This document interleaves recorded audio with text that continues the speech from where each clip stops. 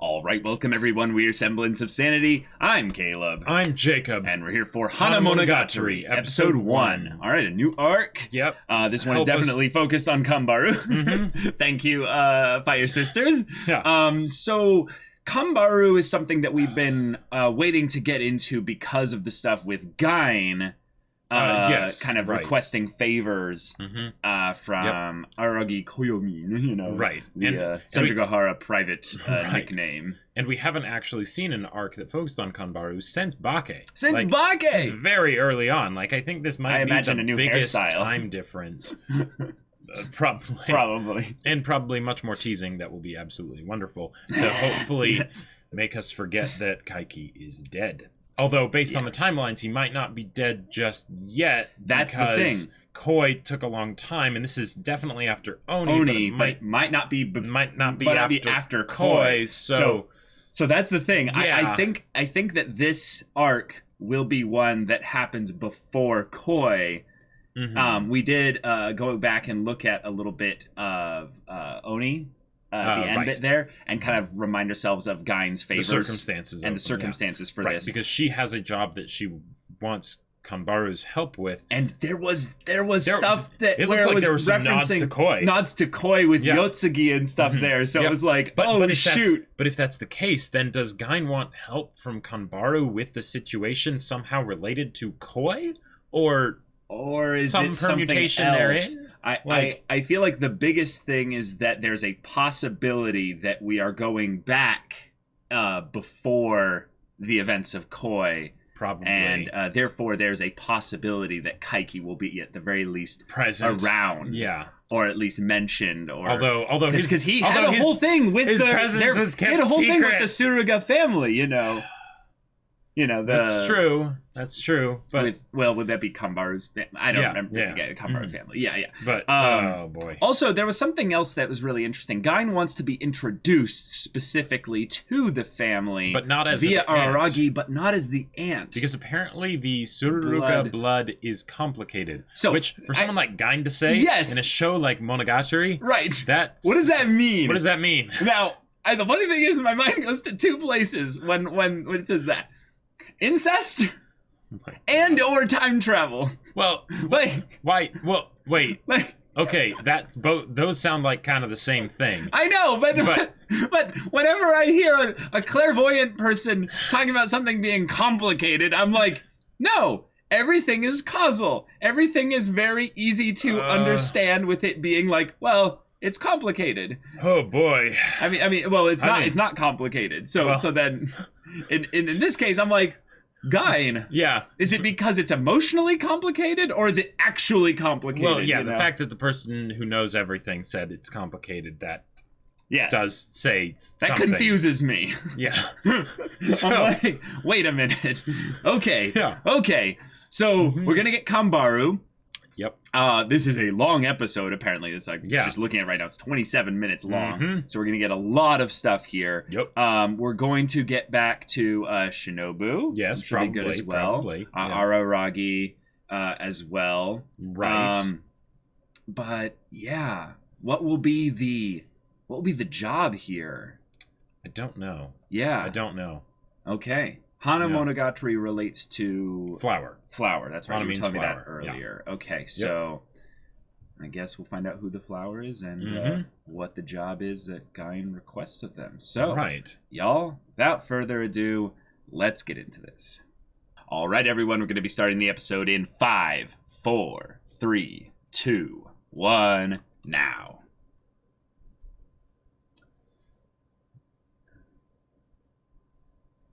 Wow. Okay.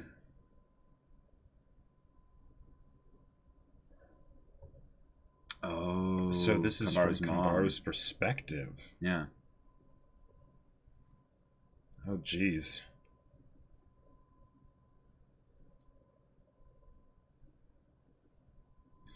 Wow. Okay. Huh. Eccentric, sure.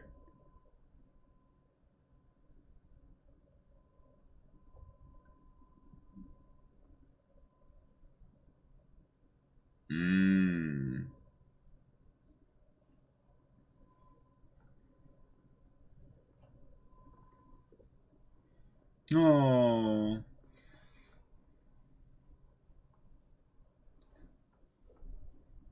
Oh. Oh.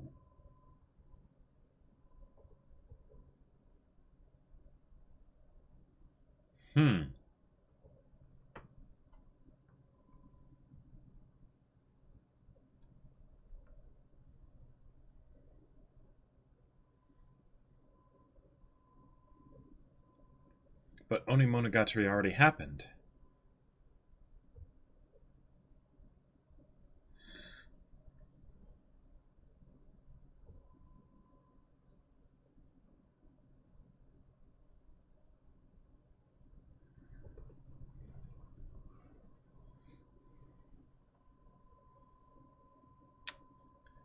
So is Gain potentially her mom, actually? I don't think so. But...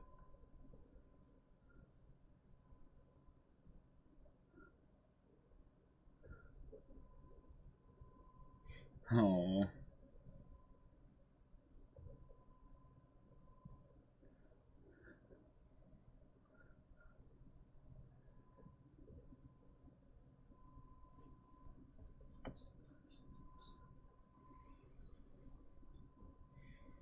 Oh. Jeez.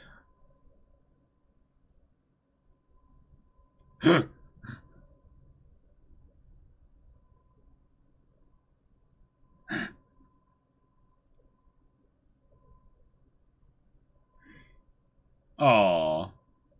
That's awesome.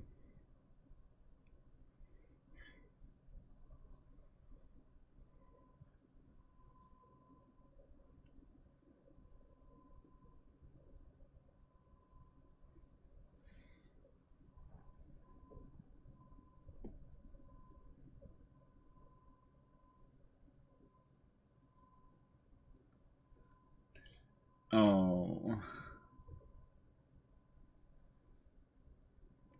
It's life is pain. Anyone who says differently, you know, selling something. Yeah.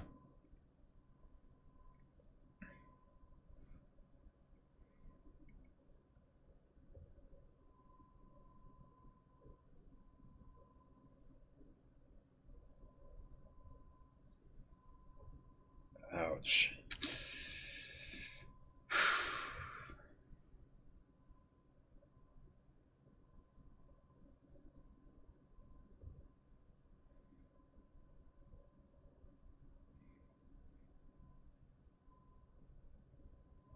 Wait, is this post their graduation? Oh! Hold on. Oh, this could be way in the future. Yeah. Then. Oh! Oh, wow. I like this opening.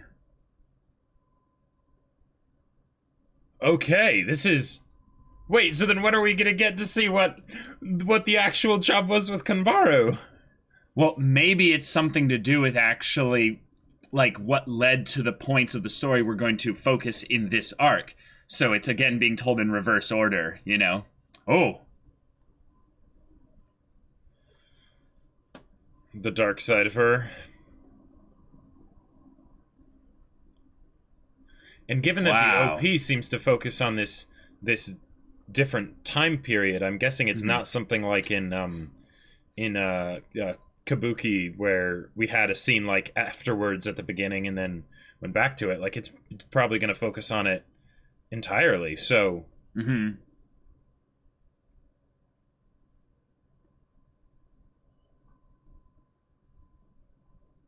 wait, are we gonna get a sports arc? That would be awesome. Yes, please.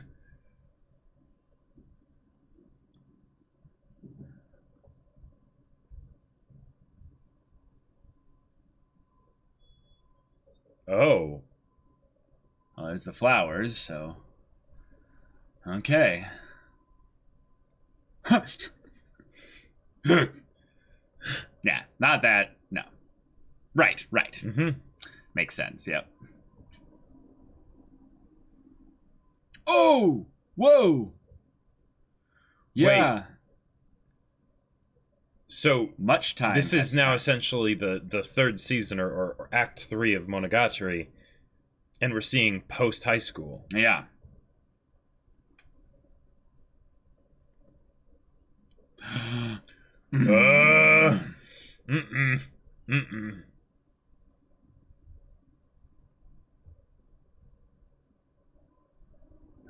Oh. Whoa. Why does Ogi have hands? Yeah.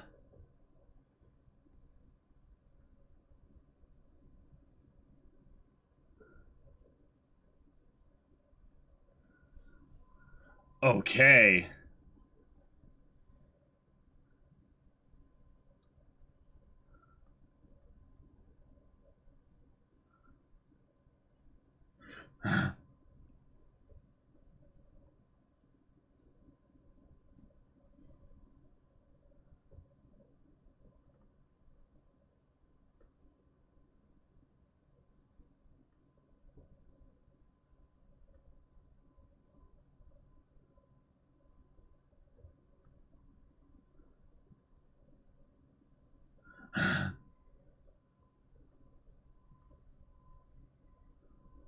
Whoa, whoa, whoa.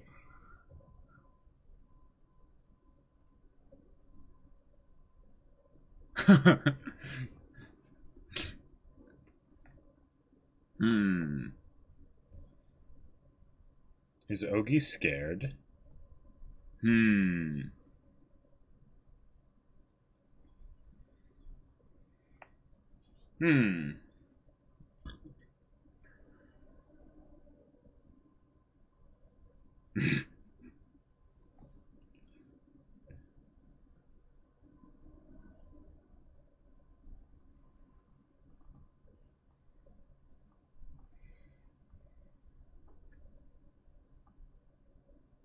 Sir Devil?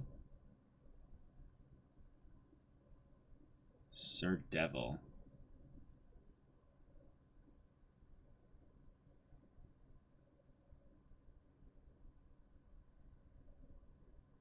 Oh.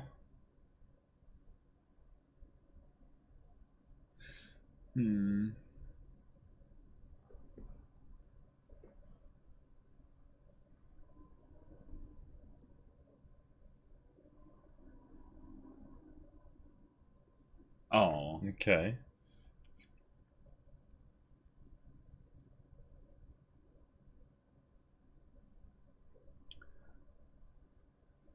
Cool, cool. So Higasa, new character. Has a nickname for her. Oh.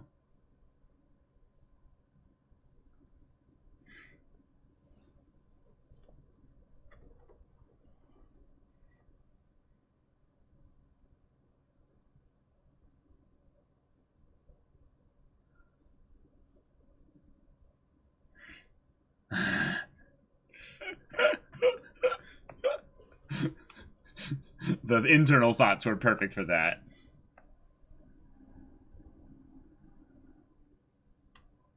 Rumor.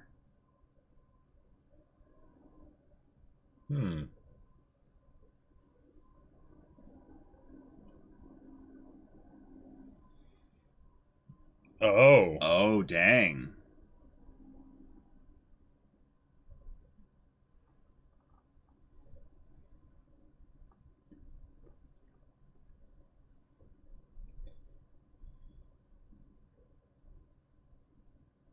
I'm loving the art that they used for that stuff. That was awesome.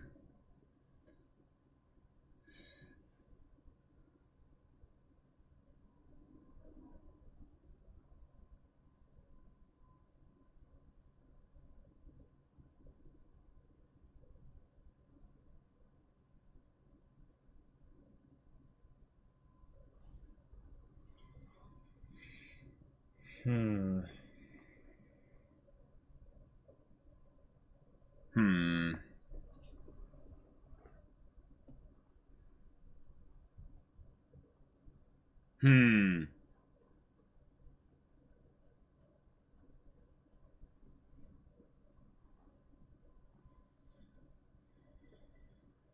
If Ogi didn't say it was a girl, I actually would have guessed that this was actually Araragi.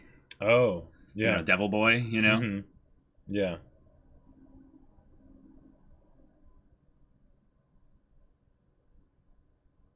This seems actually more like Ogi probing Kambaru, trying to irritate her. Right.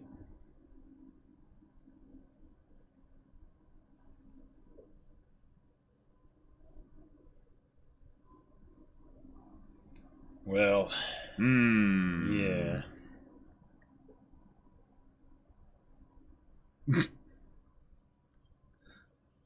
Wait. What? What was that? Yay!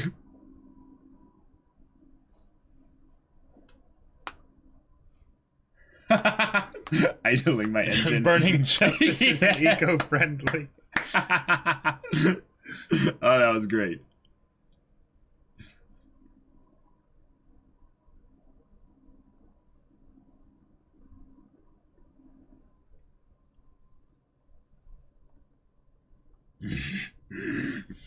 This is cool that we get to see the Fire Sisters again.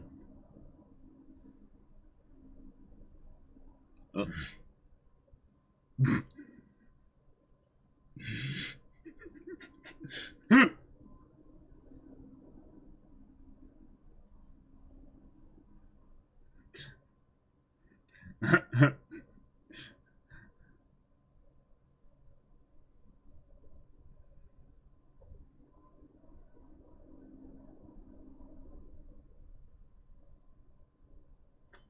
Okay.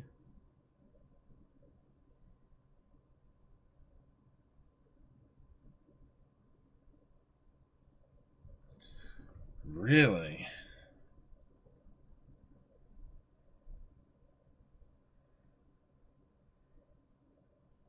Wait, what if it was Shinobu? Shinobu became basically the god of the town.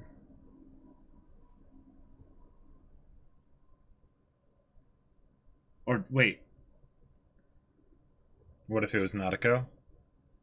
No, because this is so much later. Yeah.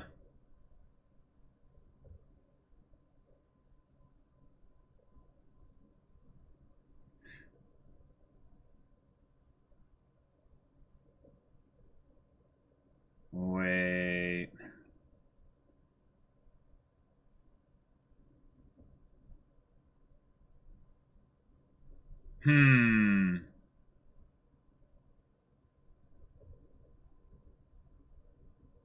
What's the third? In person.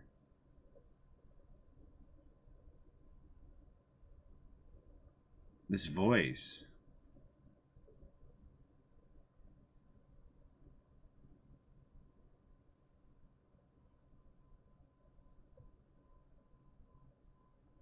Gotcha.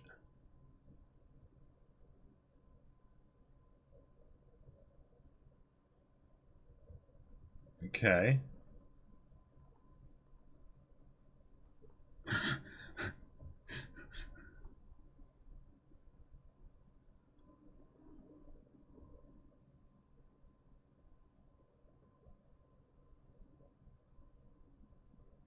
Oh, the character in the OP. Mm-hmm.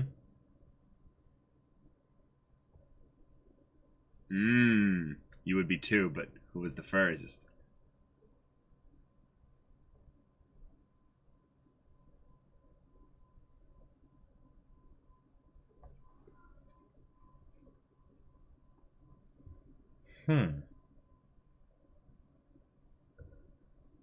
Okay. Numachi Roka.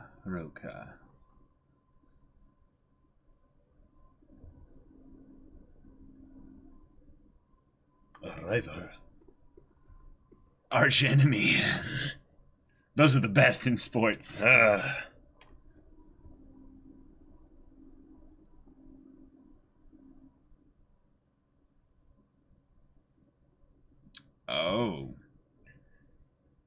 Oh.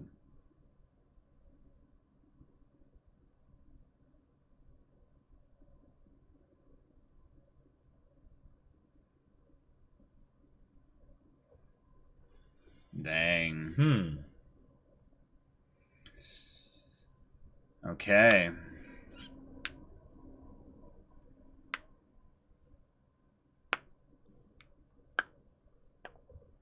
You're stuck.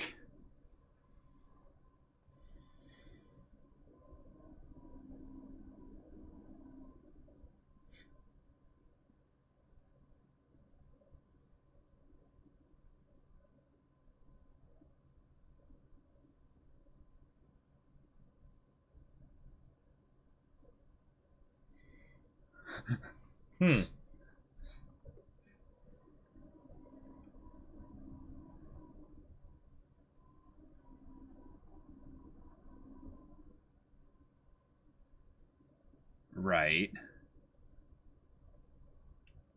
So then your motive is...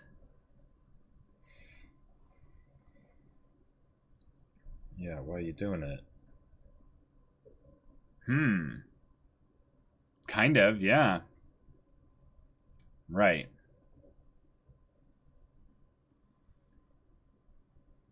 Oh.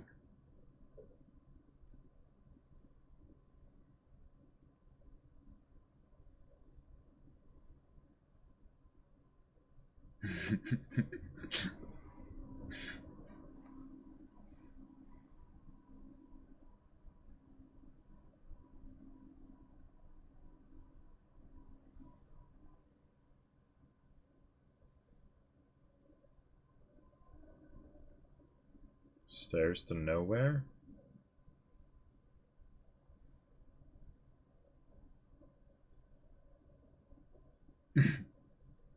Isn't why I'm doing it. Yeah, I was gonna say. Figured it was probably something like that. But...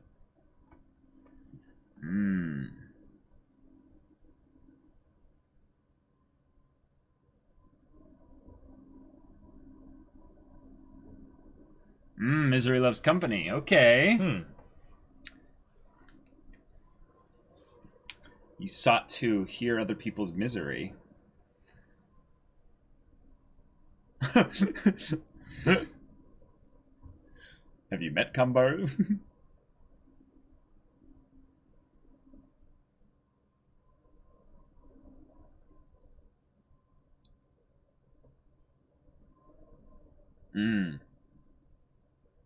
It's kind of like what happened with Shinobu. It's someone getting treated as a god to the point where they kind of become what they're actually being perceived as.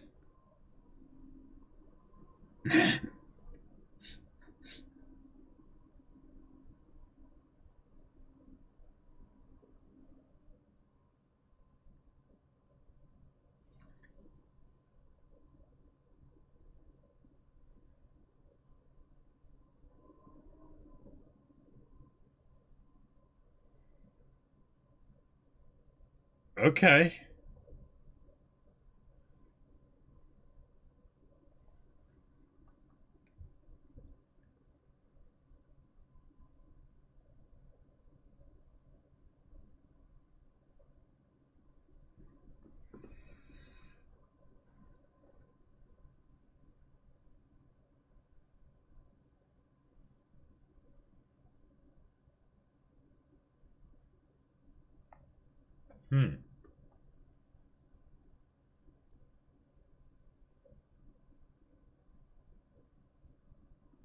This music.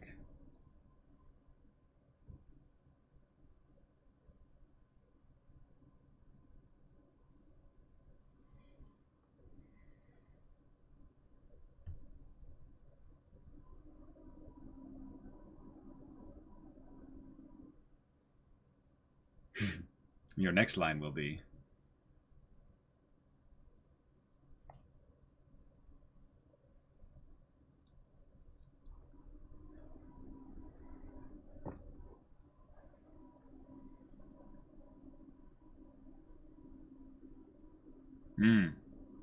A true counselor. And they solve their own problems?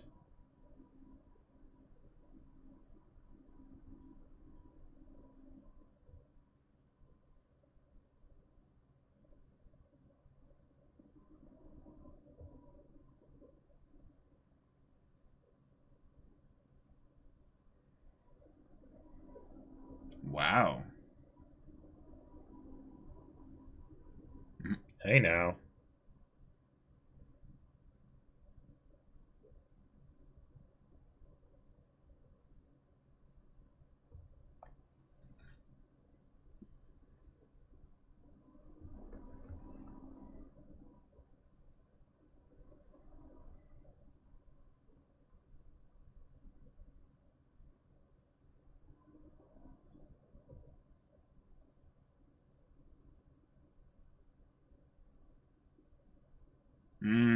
negative about the future regarding just the present.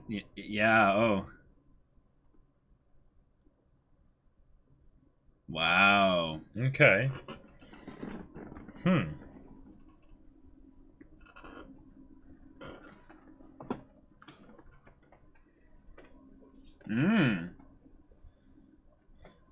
Kanbaru certainly likes to run. In a more literal sense, but...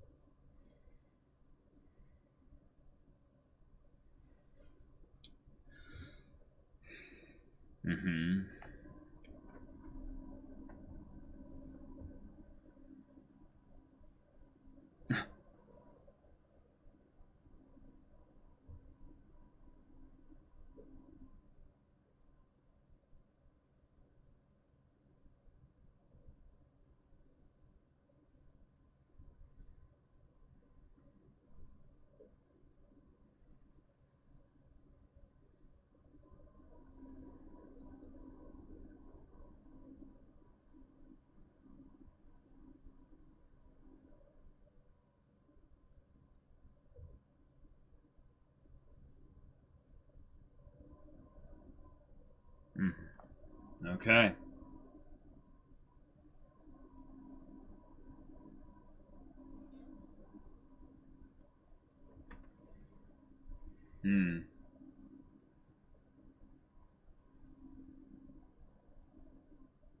Yep, one that can't be ignored. It just is. Maybe not.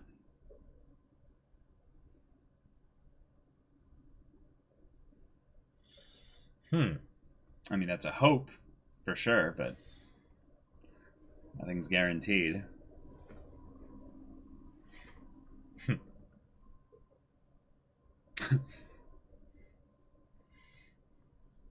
Beautiful colors.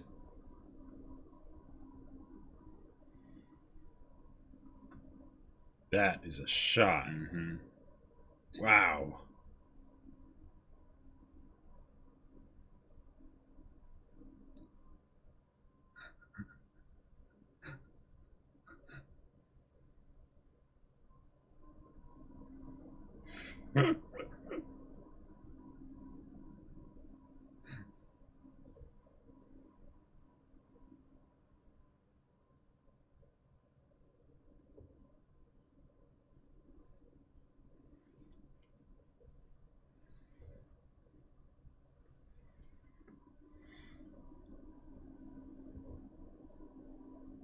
Yeah. All right.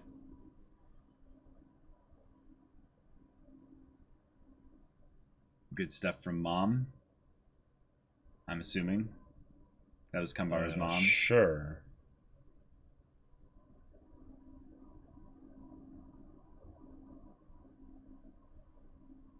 Nail clippers?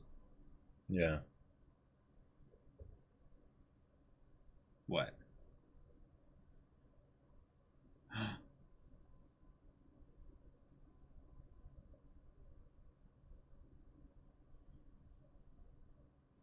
Whoa.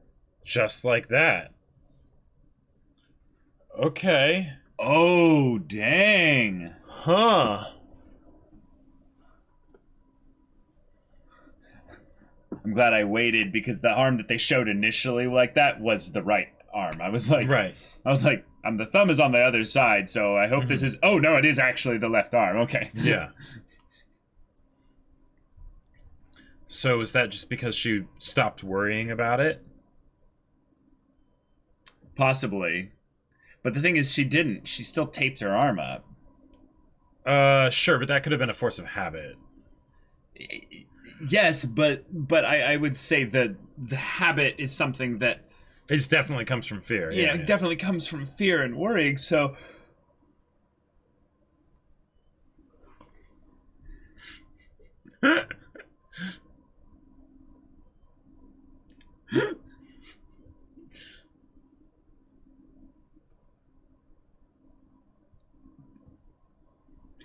So we are in the future. Yeah. And that is kind of funny that then this arc seems to be about the idea of how you look at the past and the future. Right. Because if that's the case, then it's almost kind of a meta thing of being like, we are looking ahead a little bit. Oh, yeah. Like, Okay. Kind of, it's cute, you know. All right, Hanamonogatari, episode 1. We've got ourselves a new arc, and it is way in the future, actually. Way in the future. Completely wrong.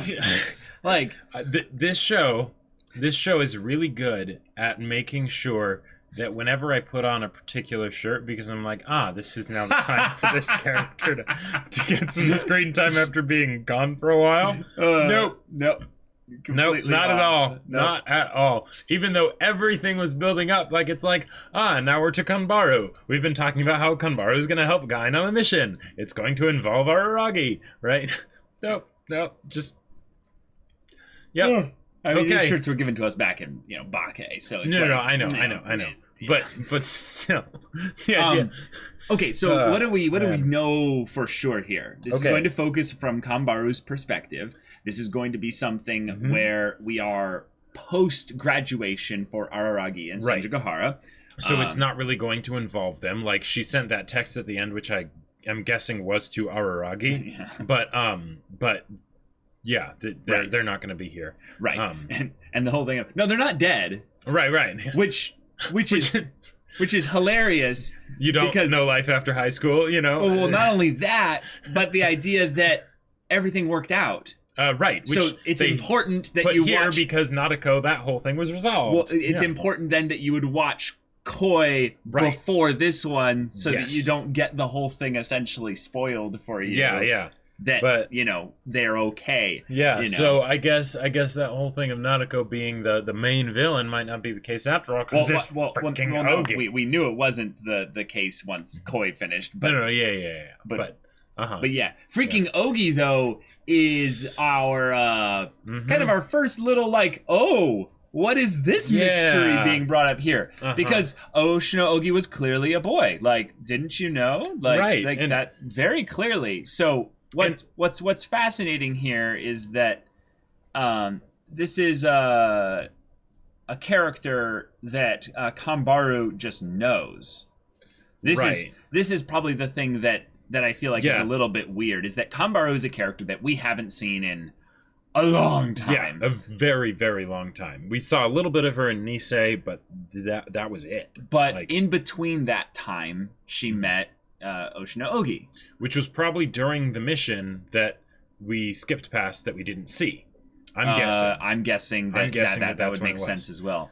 Now, especially since Ogi we only met in Kabuki, and that was in the future, so yeah. But and there was a part of me that wasn't sure if it was something where being like, I've always been a boy, and Kanbaru rolling with it, whether that was being accepting of Ogi's fluidity, or whether that was something where it was like some kind of like weird like suggestion thing where it's like, no, this is always how it's been, because like since we haven't seen them interact before, and Ogi is like, because I automatically want to question and doubt everything that Ogi says because of how suspicious they've been before. Yeah, also they do this thing in Monogatari quite a bit, and that thing where they'll have the voice like have this echoey feature, and they'll kind of zoom in and do all this stuff there. And usually when that happens, the dialogue is either important or it's actually a lie. It's actually something where the person is like being not dishonest to the point where nothing they say is true, but where they're twisting the truth a little bit, or the truth is a little bit hidden within the words that they're saying. One of the other things that I feel is worth bringing up is the fact that Ogi's got hands. Now, we've never seen Ogi have hands before, and technically we still can't see Ogi's hands, right? Because he's wearing gloves, right? Yeah. So that's like, and generally, I mean, this doesn't have to mean that or whatever, but gloves oftentimes have this connotation of that you're not being your true self, right? Whenever anything that you handle, anyone you interact with, they're not actually coming into contact with the real you. Well, I mean, there is this aspect of Ogi that is duplicitous and just a facade in a lot of ways, and that is just with the fact of you just look at the face of like where are the eyes? Like this is something cold and inhuman in a lot of ways. I would still not be surprised if they, and I don't think they'll end up doing this, but I would not be surprised if they ended up saying that yes, Ogi is the vortex, non-existence made into a person. Like, yeah. Okay. So they end up having this talk that I find interesting. The idea of the past and the future being both potentially negative. And there's a lot of talk about worry in this first episode when they end up getting to Roka. Roka, I think. She mentions a lot about how what she ends up doing by letting people feel that they're passing on their problems to someone else is it gets them to stop worrying about the problem. Yes. Now, worry is something that is primarily future focused. It is primarily something that you are afraid for things to happen in a specific way. Yeah, if we were talking about the past, it'd be regret. If you're talking about the past, it would be regret. Now, I would say that one of the things that is quite fascinating here is just that the track of life, as Kanbaru is running on it here, is one that is, it's difficult. There's a lot of pain in it. And with the words that her mother was kind of setting her up with, which were quite cold. Yeah. In some ways, I would say not helpful, had little elements of what Ogi's talking about here. Yes. Taking action. Not necessarily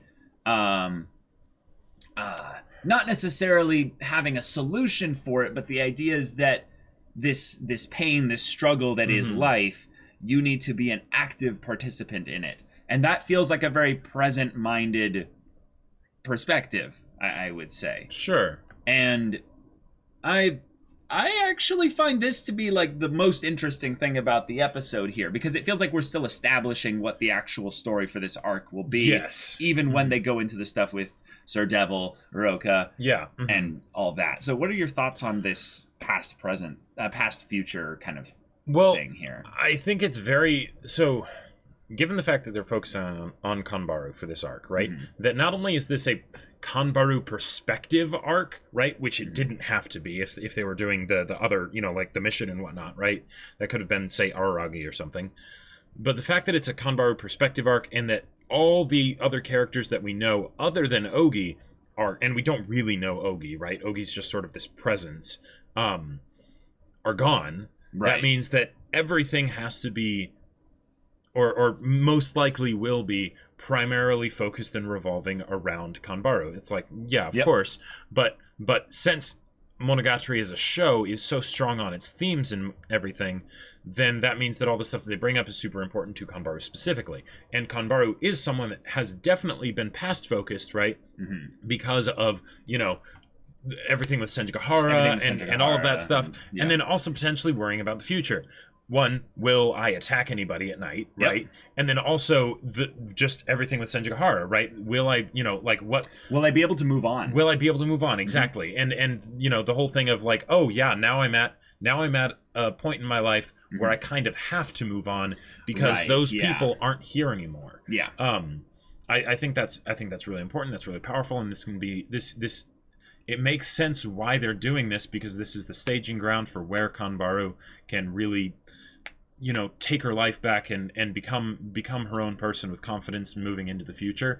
And just from a meta perspective, it's a great way to be able to give focus to people that are of different school years and don't have some sort of supernatural, plot MacGuffin that will keep them in the story, like Shinobu or Yotsugi or, people like that, or Hachikuji. So, and that'll also make it more possible for the Fire Sisters to be in here, which I'm really excited about, because they had been, just gone since like Nisei. So, we got to hear them at the end of every episode, but that's not really having them, in the story. And like we saw a little bit of Tsukihei and Otori, but that was pretty much it. So, and seeing that Kanbaru does have other friends and things like that, I think is really cool. Because I don't know why, because of her personality, this is not something that I would think I would need to be worried about, but just seeing the clutter of books in her room. While there's the fun aspect of it, of this is one of her favorite things to do, and BL, oh my, it's also something where I wonder if it's something where she kind of shuts herself in, right? Because she could just bury herself in those books and no one would know that she was there. Yeah. But yeah. So with the words that were kind of given as the foundation for the beginning of this arc, this is something rather interesting. I get the vibe that in some ways this confusing perspective, this darker kind of look this cold look that she had, and then this whole that girl is living in place of God. I get the vibe that Gain is just straight up her mom, yeah. Like Gain has always had a little bit of a curt, just kind of a cold way of looking at things. And I mean, I guess that comes with knowing everything. Yeah, but also the idea that if Gain's whole goal was to make Shinobu a god, and Araragi happened, right? So that didn't happen. What was happening during the time that was before Shinobu entirely, and that made her desire to make someone else the well, and along with just the whole idea of Shinobu in the state that she was in, why would you want to make her a god? Like, Well, I mean, apparently it was because of past experience, and that working out kind of well for her. Yeah, right. It says Kanbaru Toei, maiden name Gain Toei. Right. Like. Yep. I mean, one of the things that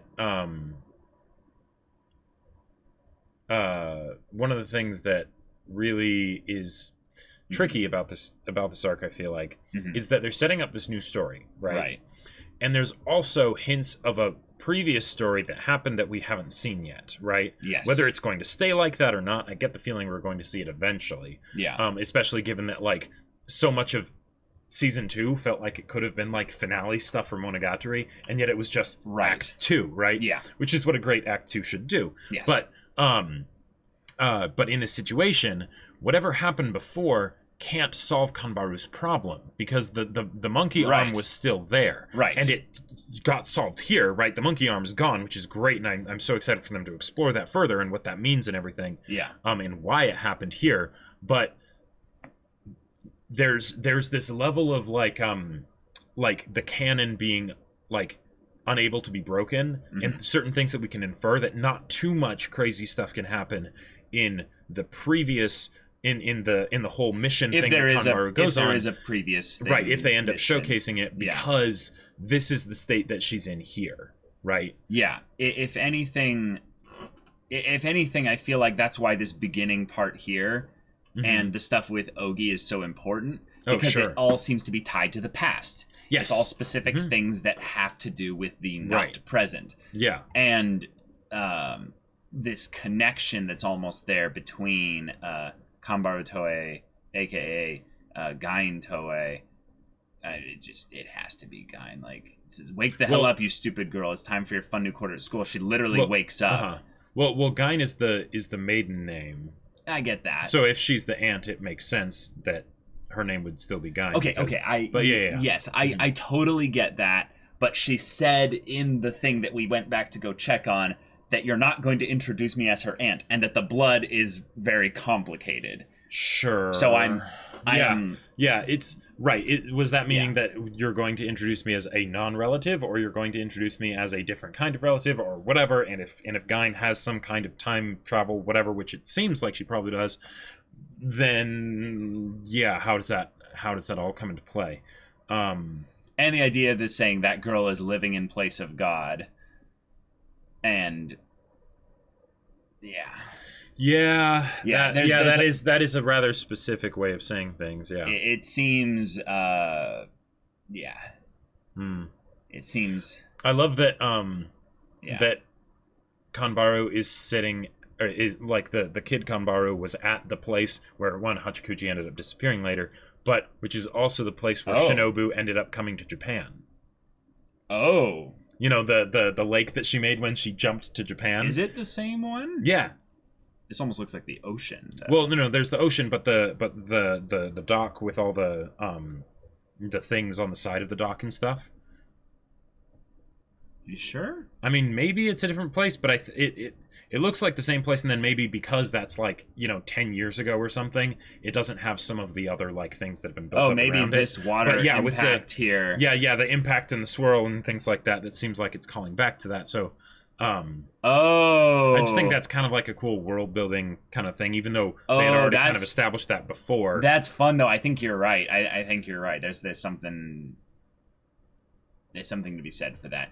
To potentially be it. One of the other things that popped into my head that I'm not sure if it's something that was supposed that's worth picking up on, or if it's just it's reintroducing Kanbaru as a character, is that they made sure to show her physicality at the beginning, right? What kind of physical state she was in. She's tough, right? She's a lean, mean fighting machine. Yep. One of the things though that entered my mind is she too lean?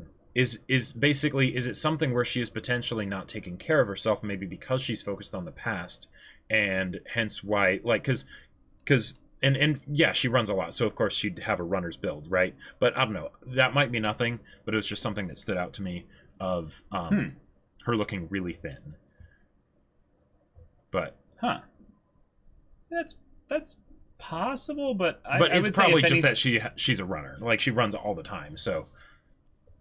Yeah.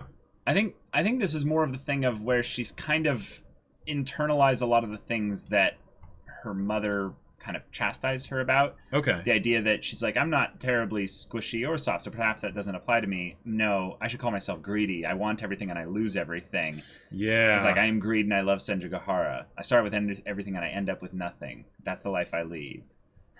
For example, I lost my nail clippers. Yeah. Actually, that's actually a really good point. For example, I lost my nail clippers. That's said in the beginning of the episode. And at the end of the episode, they show up. Yeah. One of the things that this made me think of is this something where she's able to move on because this new girl came into her life with a very different way of thinking that she definitely doesn't agree with in a lot of ways, but it's something that maybe stands out to her, and it's causing her to at least not be thinking about Senjugahara, because the fact that she's still like that, some of her first lines in this episode, in this new arc where we're in the future and all this stuff, and and Araragi and Senjugahara are already graduated and they're gone, they're out of her life, right? That she thinks, I am greed and I love Senjugahara, right? That's a strong statement. That is a really strong statement. And the fact that she said that while she was wrapping up her arm, like, this is part of the problem, is kind of what it made me think of, right? Okay, yeah. So the fact that then she didn't have, like, that the arm was gone at the end, because the whole idea of the arm being gone, right? It could just be as a premise thing, and then we're going to basically discover later why it happened, or show how that causes Kanbaru to change as a character, of the kind of life she can lead now. But given that it happened in this episode, and this episode was very long and they went into a lot of detail on things, it makes me think that there is a very concrete reason of why it happened right now.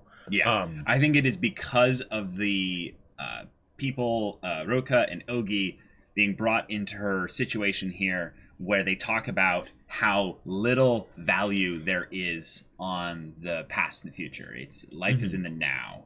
Right. And it's not about things necessarily getting solved in the here and now. Like the way that both Roka and Gain, the mother, specifically talk about things in the in this bit towards the end of the episode. The people who basically like attack the problem immediately or what have you don't get basically they make it worse. They make it worse there. Right. And Kanbaru is definitely someone that has literally attacked the problem immediately. Like she attacked Araragi, right? And that didn't end up helping. And in some ways, it ordered her to get further rather than going after the thing. You know, saying people who live their lives without thinking about a thing usually get much further. Yeah. Worrying is a waste of time. If you have time to think, act. Forget your worries. If you don't take the initiative, don't regret it. Again, that's a past thing. If you don't end up... Right. Like, even if you don't... It's like, it's basically saying, if you, you know, have time to worry about it, like, you know, just then go back to that and just act. But, you know, if you do act, you know, yeah, that's great. But even if you don't act, don't regret it. Don't fall into the trap of then looking at the past. Yeah. So stay present. If anything, all these like images of the water and these locations and stuff does kind of remind me again of that spot where they went to hide from the... Remember, they went to avoid the the non-existence. Yeah, that stuff. Doesn't this look like that spot, kinda? Maybe. I'm not sure. But it's a place of it's a place of peace. It's a place of zen, if you will. Well, and one of the things that I'm wondering is, does Roka's existence basically does it sort of represent this this other thing for Kanbaru to worry about, and then she can basically get that resolved, and then she's not thinking about her other situation because she's switched basically a source of stress for one other right one. Exactly, because possible. Roka was like for her Zen philosophy, she did a fair amount to antagonize Kanbaru. Yeah, like she grabbed her chest for one thing, right? And Kanbaru was like, you know, take your hand off, right? Like, you know, don't do that. But the way that she's like, I don't know. Yeah. I like that we got, like, I would say 2 mysteries kind of set up here. And one of them is tied to something from the past. Yeah. And then one of them seems to be something tying almost in terms of its course in the story towards the future. And I'm like, wait a minute, that has to be intentional. This has to be intentional. And yet, it still feels like each one both still applies in some ways back to either the present or not the present, the past or the future. Wait. So it's like, this is all about Kanbaru finding her center and just staying in the present. Okay. Like, it has to be. Okay, so I think... All right. One of the things that we got from Kanbaru this episode is that she was really serious. Yeah. Usually, she's a lot more playful. Okay. Right? Like whenever with Araragi or maybe not with Senjikahara. I mean, kind of, but yeah. I don't know. We haven't seen her that much, so... We haven't seen her that much, and this is after a time skip, so, you know, personality changes in how she's acting in any given moment is totally to be expected. Sure, okay. However, in this situation, there was a reason that basically she went after this person, the Sir Devil, right? Yeah, because she's got her own problem. Well, she's got her own problem, and she saw herself as potentially being Sir Devil. Even when she ended up finding Sir Devil had a very similar situation to her, right? In that there was a limb that was all bandaged up and was injured, and there was something that she was doing to try and solve the situation. Yeah. But I'm at the edge of my thought process, so I kind of have to feel like I know talk where and think through it. But that basically, when she started talking about her philosophy on everything, right? It was a representation of what Kanbaru could do to move on, right? And she wasn't, right? Yes. So the and there's like I want to read into what exactly the groping meant, and it almost feels weird to like go into that, but I feel like that was because it was hyper intentional, right? Like she didn't actually physically interact with Kanbaru in any other way, right? And it wasn't some kind of like, hey baby, you know, like she did it specifically to provoke her. And something that I'm wondering about is if that's to bring her into the present. because now she's bothered by something that is immediately happening. I like it. And it gives her the opportunity to take the initiative and take an action to change it. Stop this, Right, rather than constantly be worried about the future or regretting the past. Things that could happen. Yeah, exactly. I like it. And then that's why when she left, it was something that was an immediate problem in the present. She was worried that it could be her, and then she went and addressed it. She faced it, and the problem turned out to not actually be a problem at all, which ties back to the whole philosophy and everything from the beginning of the show. Yeah, right. Well, yes, but then also there was brought up this episode of the fact that the people's problems usually weren't like that. When there were problems that needed someone else to help them with, she pointed them in the right direction. But oftentimes for the little problems, they just had to have someone listen and say, "I understand." Right. Yeah. That's life. Like that's totally life. I do have to say, I do find it funny though that is something that parallel you're drawing there is rather interesting, because the way that this whole like, oh, there's a rumor, you know, this feels very like Ogi with Nadeko then. Yeah. Have you heard of a thing? Like, oh my gosh, like here's a thing, push in a specific direction. Go that way. Yeah. Yeah, and it's like, oh, that's fascinating. And I wanted to read way more into this than what's really important. But the fact that they're on a track here and they're going in a specific direction, and this direction is something that Ogi keeps switching positions and locations, but is still just following along, I feel like has something to do with being in the past, present, and future of Kanbaru's situation, her course, her track, if you will. Well, and you also mentioned that because Ogi is in a boy's uniform, right? Yeah. He looks an awful lot like Araragi. It looks a lot like and maybe Araragi. That's just because of the uniform, you know. But there's a serious connection between Ogi and Araragi. And also, this is another thing I wanted to bring up. The way there's a Japanese thing here that we kind of get missed, but at the very least, Kanbaru points it out. Right. The idea that Ogi says, does that mean that everything in the past was inevitably a mistake? And it's like, oh, that seems like, if anything, something that's not helpful to the course of this whole thing here. It's saying that, like, the past is filled with regret. Sure, and it's like, certainly that the only place mistakes can live is in the past. That's definitely true. I would say for the most part, you can't have a mistake in the future. Right. It just doesn't work. And once you observe a mistake in the present, it becomes the past. So, yeah, right, because by the time you've actually done the mistake, it's in the past. Yeah, you have to have time processing to in the present, judge whether it was a mistake. Yeah, exactly. And you might stop, making But this is the thing that I found interesting, was the idea that she says he's using the word inevitably improperly. Mm-hmm. And then the whole, actually in Japanese, the word for future begins with a negative prefix and is written that which has not yet come. And it's this little thing here where I'm like, oh, wait a minute. What tie-in to Kanbaru's past and potentially future here does Ogi have? Yeah. And the fact that Ogi just kind of sidles up alongside Kanbaru in her life here, so to speak. Right. And then just gives a little push in the same way that, what happened with Nadeko, and then just goes away. Mm-hmm. And what is it? Yeah.